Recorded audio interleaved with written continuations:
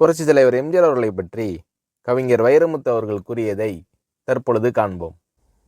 நன்றி மறவாத நல்ல மனம் போதும், என்றும் அதுவே என் மூலதனம் ஆகும் என்று பாடியவர் புரட்சித் தலைவர் எம்ஜிஆர் அவர்கள். அவர் இறந்து பல ஆண்டுகள் கடந்தும் அவரது பெயர் மந்திரமாக உச்சரிக்கப்படுகின்ற பெருமை எம்ஜிஆரை தவிர வேறு யாருக்கும் நிகழ்ந்ததில்லை. ஒரு சமூகமானது ஒருவர் இறந்த 7 நாட்கள் வரையோ அல்லது 3 மாதங்கள் வரையோ அவரை நினைத்திருக்கலாம். அடுத்த ஆண்டு நினைவு தினத்தன்று நினைப்பது என்பது கூட அரிதுதான். ஆனால் ஒரு மனிதன் மறைந்து பல ஆண்டுகள் கடந்தும் அதே உணர்ச்சியோடும் எழுச்சியோடும் அவரது பெயர் திகழ்கிறது என்றால் இந்த சமூகம் கற்றுக்கொள்வதற்கு எம்ஜிஆரிடம் ஏதோ இருக்கிறது. ஒரு மனிதனின் பெயர் மீண்டும் மீண்டும் சொல்லப்பட்டால் அவர் சமூகத்தில் இன்னும் பயன்பாட்டில் இருக்கிறார் என்று அர்த்தம். பயன்படாத ஒன்றை சமூகம் தன் தோளில் சுமக்காது. பயன்படாத ஒன்றுக்கு மகுடம் சூட்டாது. பயன்பாடு இருப்பதால் தான் எம்ஜிஆர் அவர்களை இத்தனை பேர் கொண்டாடி கொண்டிருக்கிறார்கள். இளைஞர்களும் கல்லூரி மாணவர்களும் எம்ஜிஆர் அவர்களின் வாழ்வில் கற்றுக்கொள்வதற்கு மிகப்பெரிய பாடங்கள் பல உண்டு. 5 ஆண்டு திட்டங்கள் போட்டது போல் 10 ஆண்டு திட்டங்கள் போட்டவர் எம்ஜிஆர் அவர்கள். 1917 பிறக்கிறார். 1947 அவர் முதல் படம் வெளிவருகிறது.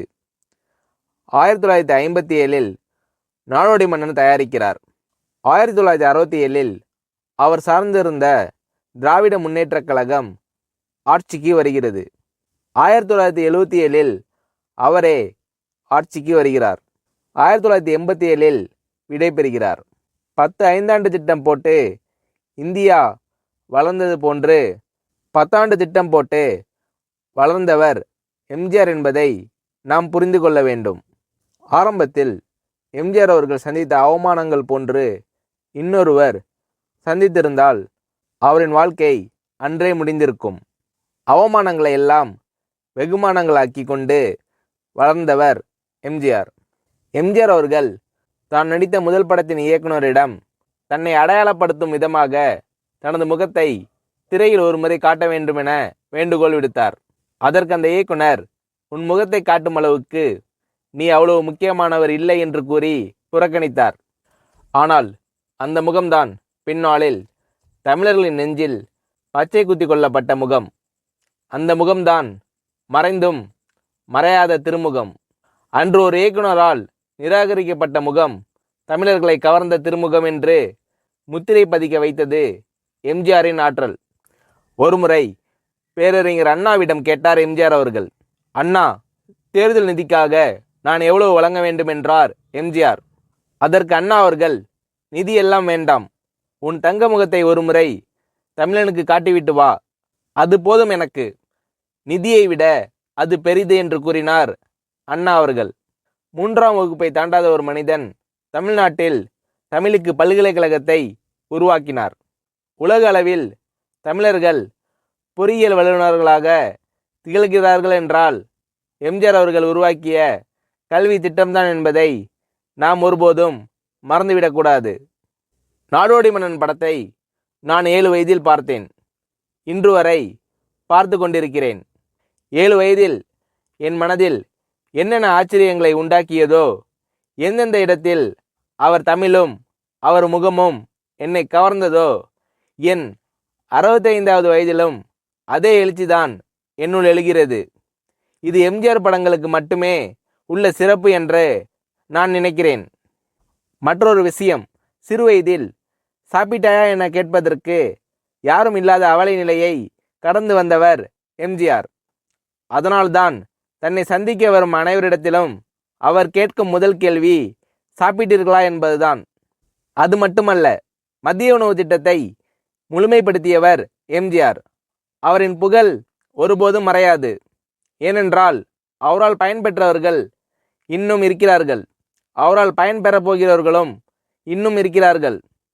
1987 எம்ஜிஆர் அவர்கள் மறைந்தபோது ராஜாஜி அரங்கில் இரங்கல் கூட்டம் நடந்தது. திரையுலகம் சார்பில் நடந்த அந்த கூட்டத்தில் என்னை பேச அழைத்தார்கள். அப்போது நான் பேசிய வாசகங்கள் இப்போதும் பொருந்துகிறது. இரங்கல் கூட்டத்தில் பேச எனக்கு உரிமை இருக்கிறது. ஏனென்றால் எம்ஜிஆர் அவர்களின் திருவுடல் சந்தன பேழையில் இறக்கப்பட்ட போது அந்த சந்தன பேழையின் மீது மண் தள்ளிய சிலரில் நானும் ஒருவன். சென்னைக்கு வந்ததில் இவ்வளோ பெரிய பேரு எனக்கு கிட்டியதா என்று நான் கலங்கி பெருமைப்பட்டேன். அந்த கூட்டத்தில் ஒரே ஒரு சூரியன்தான், ஒரே ஒரு சந்திரன்தான், அதேபோல் ஒரே ஒரு எம்ஜிஆர் தான், அவருக்கு ஈடு இணை எதுவும் கிடையாது என்று சொன்னேன். 1980 தான் நான் பாட்டெழுத வந்தேன். அந்த சமயம் எம்ஜிஆர் அவர்கள் தமிழகத்தின் முதலமைச்சராகிவிட்டார். அதனால் எம்ஜிஆர் அவர்களின் திரைப்படங்களில் பாடல்கள் எழுதக்கூடிய வாய்ப்பு எனக்கு கிடைக்கவில்லை. அவருக்காக நான் எழுதிய பாடல் அவருக்கான இரங்கல் பாடல்தான். அந்த பாடலில் பூமியை தோண்டிதானே தங்கத்தை எடுப்பார்கள், ஆனால் இன்று அந்த பூமியை தோண்டி ஒரு தங்கத்தை புதைக்கிறோமே என்று எழுதினேன். அதன் பிறகு கிழக்கு ஆப்பிரிக்காவில் ராஜு என்ற படத்தில் எம்ஜிஆருக்காக இல்லாமல் எம்ஜிஆர் அவர்களை பற்றி பாடல் எழுத வேண்டுமென கேட்டுக்கொண்டார் வெல்லிஸ் வேந்தர் கணேஷ். உடனே கணேஷ் அவர்களிடம் சொன்னேன், எம்ஜிஆர் அவர்கள் தராத வாய்ப்பை நீங்கள் எனக்கு கொடுத்திருக்கிறீர்கள் என்று சொல்லி பாடலை எழுதி கொடுத்தேன். அந்த பாடலை அவருக்கு நாங்கள் காணிக்கையாக செலுத்துகிறோம். நான் கலைஞர் கருணாநிதி அவர்களிடம் ஒரு கேள்வி கேட்டேன். எம்ஜிஆரை நீங்கள் பிரிந்ததற்காக அல்லது பிரிக்கப்பட்டதற்காக என்றாவது வருந்திருக்கிறீர்களா என்று கேட்டேன். அதற்கு கலைஞர் அவர்கள் சொன்னார், அது ஒரு வகையில் நல்லதாகிவிட்டது. ஏனெனில் எம்ஜிஆர் அவர்கள் மட்டும் பிரிந்து இன்னொரு இயக்கம் கண்டிராவிட்டால் திராவிட இயக்கம் இருக்க வேண்டிய இடத்தில் ஒரு தேசிய இயக்கம் வந்து ஆட்கொண்டிருக்கும். அந்த இடைவேளை உண்டாகியிருந்தால் திராவிட இயக்கத்திற்கு எதிரான இயக்கம் தமிழ்நாட்டில் வேரூன்றி இருந்திருக்கும்.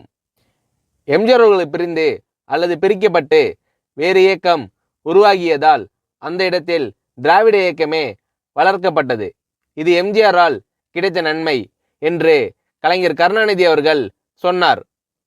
தமிழின் புகழ் எப்படி மறையாதோ, காவிரி எப்படி தமிழர்களோடு கலந்து விட்டதோ, இசை எப்படி தமிழர்களுக்கு ஒரு அங்கமோ, அதேபோல் எம்ஜிஆர் என்ற பெயரும் தமிழர்களின் வாழ்வோடு கலந்துவிட்ட ஒரு திருப்பெயர். அவரின் புகழ் வாழ்க. எம்ஜிஆர் அவர்களது நல்லொழுக்கமும் நல்லெண்ணமும் நற்செயலும் பின்பற்றத்தக்கவை. எம்ஜிஆர் அவர்களின் பலத்தை மட்டுமே நான் கண்டிருக்கிறேன். அந்த பலன்களையும் நற்செயல்களையும் மனித நேசத்தையும் தமிழ் சமூகம் பின்பற்ற வேண்டும் என்று புரட்சித் தலைவர் எம்ஜிஆர் அவர்களை பற்றி கவிஞர் வைரமுத்து அவர்கள் கூறுகிறார்.